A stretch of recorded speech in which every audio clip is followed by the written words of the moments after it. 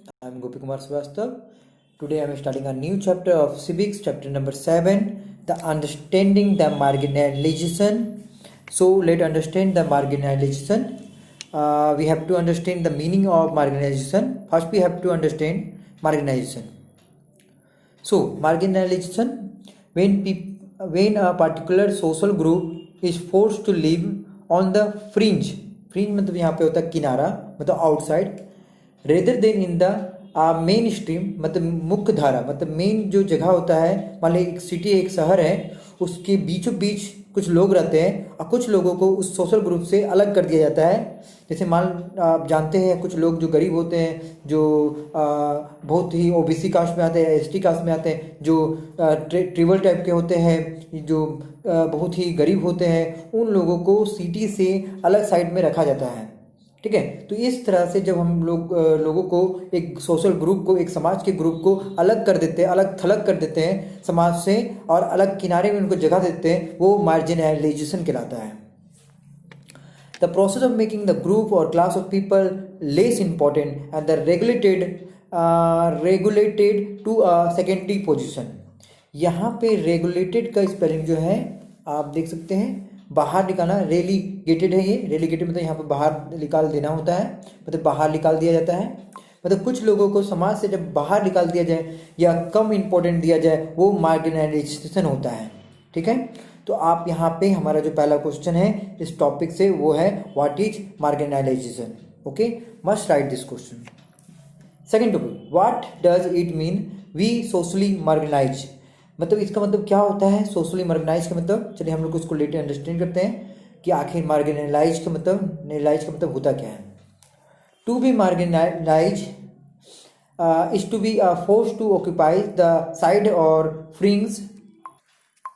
Marginalized is to be forced to occupy the side or fringe and does not be at the center of the things. Marginalized का मतलब होता है यहाँ पे कि किसी जगह से कुछ लोगों को साइड कर देना, किनारे कर देना, और उसे सेंटर पे जगह पे नहीं देना। मतलब कि कोई समाज है जहाँ पे जो मेन जगह है वहाँ से लोगों को हटा देना, कुछ लोगों को हटा देना, क्योंकि ऐसा लगने लगता है बहुत सारे लोगों को कि ये लोग गरीब है, ये लोग पिछड़े जाति के हैं, ये लोग लोअर कास्ट के हैं, तो उन लोगों को एक अलग थलग कर दिया जाता है। अधिकतर ट्रिबल लोग को या जो आदिवासी होते हैं उन्हें अलग कर दिया जाता है, तो उन्हें मार्जिनलाइज कहा जाता है। ठीक है, this is something that some of you have probably experienced in the classroom और प्लेग्राउंड। आपने बहुत चीज़ें क्लासरूम में या प्लेग्राउंड में देखा होगा।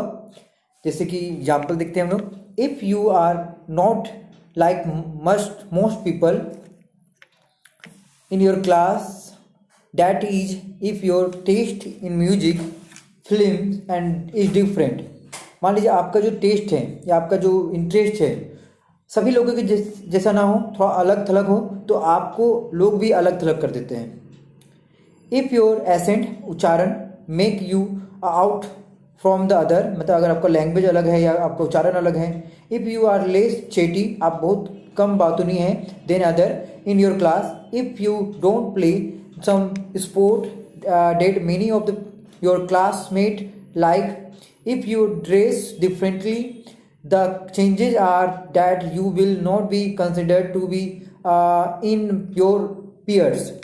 मतलब यहाँ पे ये कहा गया है कि जब आप दूसरे लोगों के जैसा बात नहीं करते हैं, दूसरे लोगों के जैसा चलते नहीं हैं, बातें नहीं करते, दूसरे लोगों के जैसा आपको इंटरेस्ट नहीं है, तो आपको अलग थलग कर देता है। मान लीजिए क्लास है जिसमें बहुत सारे बच्चे और कुछ बच्चे बहुत शांत होते हैं, अगर वो शांत है तो उससे अलग कर दिया जाता है, मतलब उससे मार्जिनलाइज किया जाता है, उससे अलग थलग माना जाता है। ठीक है, in this chapter you will be read about the two communities that are considered to be socially marginalise in India today. हम लोग इस चैप्टर में दो कम्युनिटी के बारे में पढ़ेंगे जिसको मार्जिनलाइज किया गया, मतलब सोसाइटी से अलग थलग किया गया है, समाज से अलग अलग थलग किया गया है, हम लोग डिस्कस करेंगे। जैसे क्लिप 1, जो हमारा ये जो क्लिप है, ये आपके चैप्टर का जो पिक्चर होता है उस क्लिप को ही मैं समझाने वाला हूँ इस टॉपिक से, इस नोट से।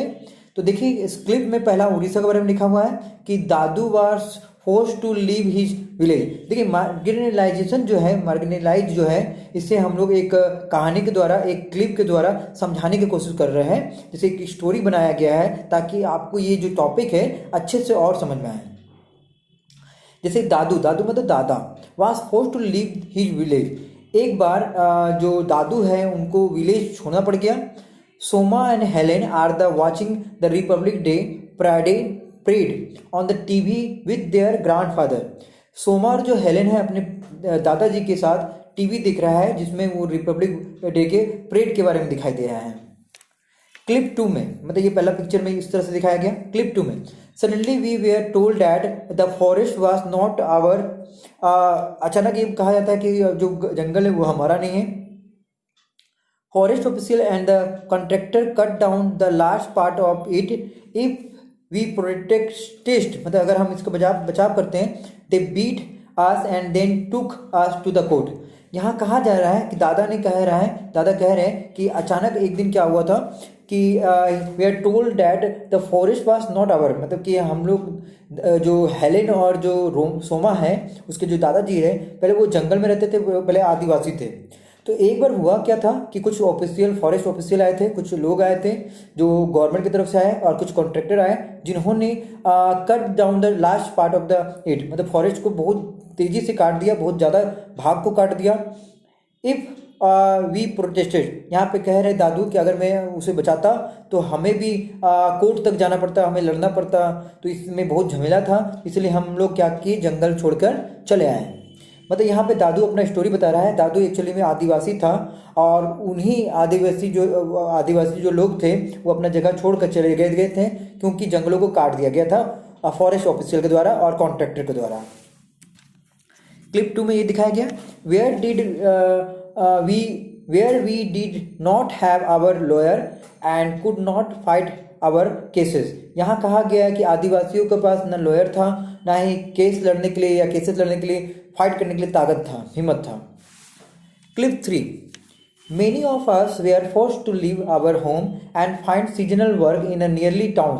बहुत सारे आदिवासियों को अपना जगह छोड़ना पड़ गया और कुछ काम लेने के लिए या काम करने के लिए बगल के जो शहर हुआ करते थे उन्हें वहाँ पे जाना पड़ता था काम की तलाश में, क्योंकि पहला जो काम था वो जंगलों में होता था, अब जंगलों को काट दिया गया तो काम तो है नहीं, तो बगल की जो टाउन है, सिटी है, वहाँ पे ही लोगों को, आदिवासियों को जाने लगा और वहाँ में कुछ ना कुछ काम मिलने लगा।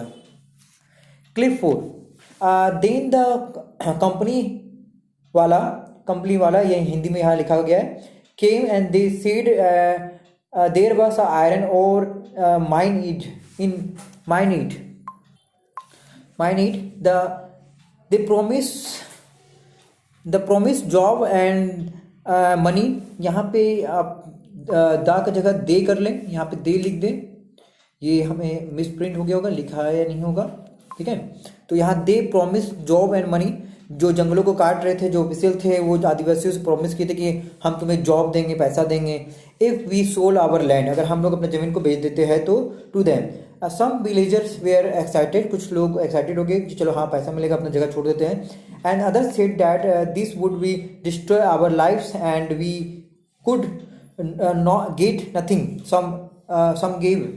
मतलब यहाँ कहा गया, कुछ लोग कह रहे हैं कि चलो हमें पैसा मिलेगा, अच्छी बात है, पर कुछ लोगों को ऐसा लगा कि हमें कुछ भी नहीं मिलेगा, हम लोग अपना जो जगह है उसे देने के बाद हम लोग और नुकसान में रहेंगे। तो कुछ लोग फेवर में थे इसके और कुछ लोग अनफेवर में थे। Clip 5, then they beat and threatened us till the eventually everyone was forced to sell and abandon का मतलब होता है यहाँ पे छोड़ देना, and the land of their forefather, मतलब अपने पूर्वजों का जो लैंड था, जमीन था, उसे छोड़ना पड़ गया। They had the support of the authority, our whole way of the living vanish, हमारा जो जीवन था, जो हमारा जीवन चल रहा था, वो सभी जीवन जीने का जो तरीका था वो सभी खत्म हो गया, जीवन जीने का जो राहत था वो सभी खत्म हो गया। यहाँ पे दादू कह रहे हैं, मतलब लोग अपने जगह को छोड़ना पड़ गया, मजबूरी हो गया क्योंकि उन्हें फोर्स किया जा रहा था। क्लिप 6, 4 आवर 30 एकर्स, मतलब जो ज़मीन था 30 एकर्स का, बहुत बड़े पैमाने में 30 एकड़ जो ज़मीन होता है बहुत बड़ा होता है। We got a little money one contractor, from one contractor. Contractor जो थे, जो जमीन पे बिल्डिंग बनाना चाहते थे या फिर उस जगह को पेड़ को काटना चाहते थे, वो 30 एकड़ के लिए बहुत ही कम मनी दिया ताकि वो आदिवासी उसको लेकर छोड़ के चले जाए। I never so most of my friend again. फिर जो दादू थे ये बता रहे थे कि मुझे जब जंगलों को छोड़ना पड़ा, मैं जब फॉरेस्ट को छोड़ दिया, मुझे कुछ पैसों लेकर मैं अपने उस जगह को छोड़ के चला गया और मैं अपने दोस्तों से, मित्रों से कभी मिल नहीं पाया जो जहाँ पे मैं साथ में रहता था, जिनके साथ। Clip 7. The money hardly lasted in the city. We had no means of livelihood anymore. ज़्यादा दिन ये पैसा चला नहीं क्योंकि पैसा बहुत कम था और हमें लाइवलीहुड के लिए बहुत ही दिक्कत होने लगा। We were all cramped, तंग हो गए into the tiny rented room. हम लोग बहुत छोटे रूम में रहने लगे फिर से। How we missed our carefree lives. हम लोग अपने फॉरेस्ट को याद करने लगे। द ओपन स्पेसेस, जो खुला खुला था, सब कुछ छोड़ के हम लोग चले आए हैं। क्लिप 8.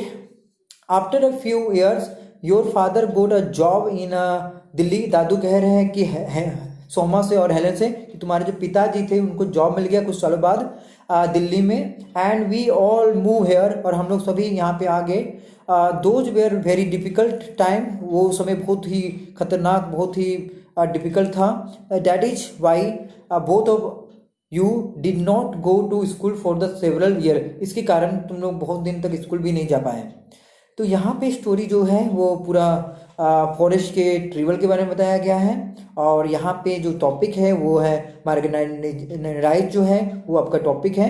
तो यहाँ क्वेश्चन बनता है आपसे, मैं आपको इसके क्वेश्चन दिखा रहा हूँ जिसको आपको लिख के दिखाना है, ठीक है। हर वीडियो के साथ आपको क्वेश्चन भी कंप्लीट करना है।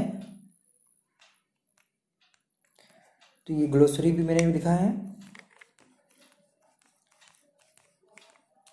तो देखिए यहाँ पे क्वेश्चन लिखा है एनसीईआरटी का, जिसमें पहला क्वेश्चन है write in your own word 2 or more sentences what do you understand by the marginalisation. मतलब आप मार्जिनाइजेशन के बारे में आप क्या समझते हैं, ये आपका क्वेश्चन है। आप इसे खुद से लिखें, आप नोट्स का हेल्प ले सकते हैं इसके बारे में। So thank you, and the next video we will discuss the more question. Thank you. This video is completed. Must write the first questions, the marginalizations, and thank you. Must write in your copy. Thank you.